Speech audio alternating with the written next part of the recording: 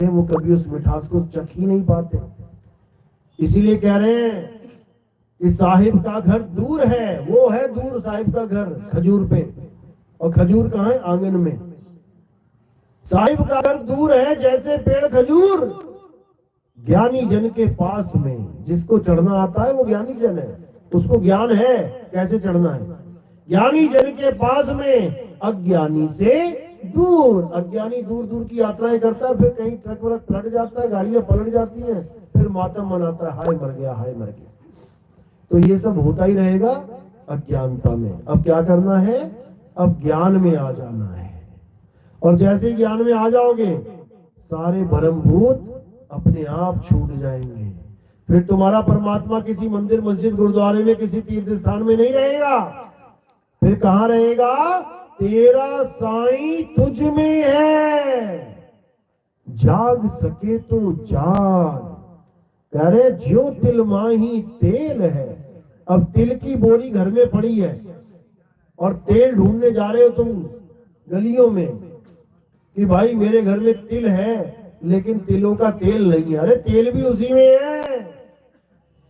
मेरे घर में सरसों है, सरसों के दाने तो भरे पड़े हैं 100 क्विंटल, लेकिन तेल मुझे बाजार से मंगाना पड़ता है। अरे मूर्ख है तू जो तेल बाजार से खरीद के लेके आ रहा है। सरसों में ही तेल है, उसको निकालना सीख। घर में दूध पड़ा है हजारों क्विंटल, और मक्खन लेने दुकान पे जा रहा है खरीदने, घी लेने दुकान पे भटक रहा है। अरे उसी दूध में घी छुपा है, निकालना सीख। तो कह रहे ज्ञानी जन के पास में, जिसको ज्ञान है कि दूध में से ही घी निकलता है, उसके तो घर में ही घी है। जिसको पता है कि तेल में से तेल निकलता है, जिसको पता है सरसों में सरसों का तेल निकलता है, उसका तो तेल घर में ही है। और जो बेचारा निकालना नहीं जानता, वो गली गली भटक रहा है, दुकान बंद है, और आगे जा रहा है, दुकान बंद है। दुकान जब तक नहीं खुली, जब तक उसको कुछ मिलने का नहीं। ये तो दुनियावी उदाहरण हो गई है। वहां तो दुकान खुल भी सकती है, लेकिन तेल सरसों से ही निकलेगा। सरसों का तेल सरसों से बाहर से नहीं मिलेगा कहीं, वो सरसों में ही है। इसी प्रकार हमारा परमात्मा बाहर नहीं मिलेगा कहीं। अरे सब कुछ ही अंदर, बाहर नहीं। बाहर खोजे तो भरम भुलाही।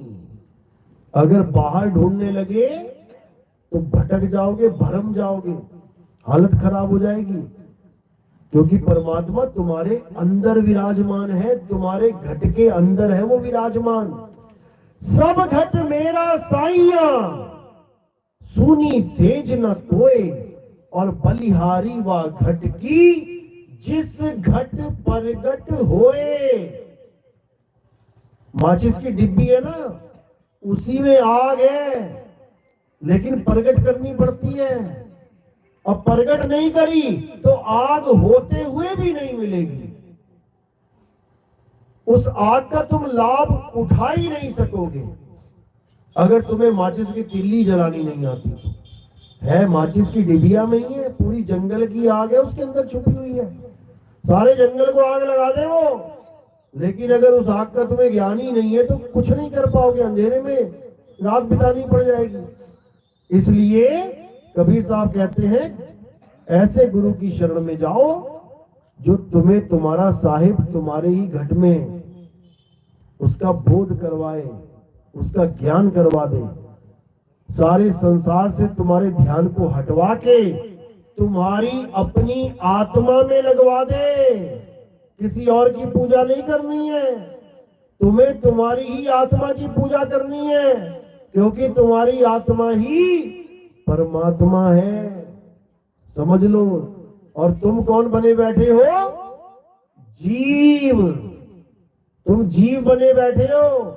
जो तुम्हारी आत्मा है शुद्ध चैतन्य स्वरूप, वही परमात्मा है।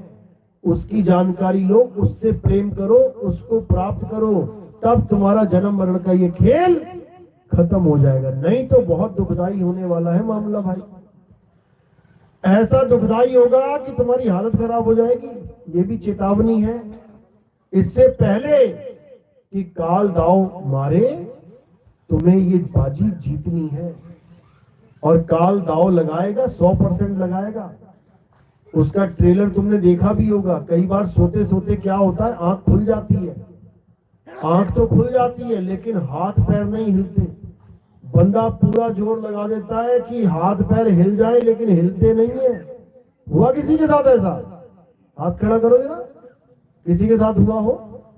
आंख खुल गई लेकिन हाथ पैर नहीं हिलेंगे, ऐसे लगेगा किसी ने दबा लिया मुझे, जिसको दबाव पड़ना कहते हैं। वो मौत का एक छोटा सा ट्रेलर है। यही हाल होगा सबका।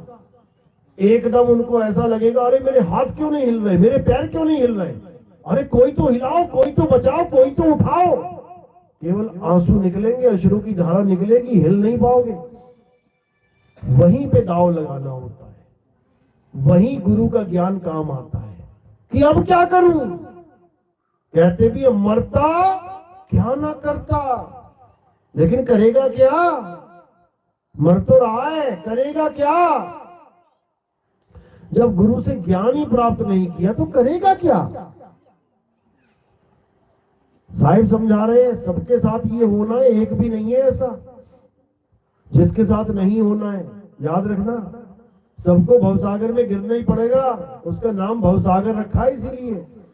और सागर में तुम्हारे पैर काम नहीं आएंगे, सागर में तुम चल नहीं पाओगे। इसीलिए सागर नाम रखा है, क्योंकि सागर को वही पार कर सकता है जिसके पास कला है, दाव है। जो तैराकी है वो दाव है, पानी से जीतने का दाव। और जिसके पास दाव नहीं है वो बेचारा बड़ी बुरी मौत मरता है। इसीलिए साहिब समझा रहे हैं कि जब काल के साथ तेरी जंग होगी तो गुरु का दिया हुआ नाम काम नहीं आएगा कि मेरे गुरु ने कह दिया राधे राधे जपो। कोई राधे राधे मुंह से आवाज ही ना निकलेगी तुम्हारे। तुम बोलने की कोशिश करोगे, चीखने की, चिल्लाने की कोशिश करोगे, आवाज नहीं निकलेगी तुम्हारी। वहां पे कोई राधे राधे, कोई राम राम, कोई अल्लाह अल्लाह, कोई कबीर कबीर, कुछ काम नहीं आने वाला। वहां क्या काम आएगा, उसके लिए कबीर साहब समझा रहे हैं। कह रहे गुरु गुरु में भेद है और गुरु गुरु में भाव, सोई गुरु नित वंदिए, जो शब्द बतावे दाव। अब दाव लगेगा यहां पे। काल भगवान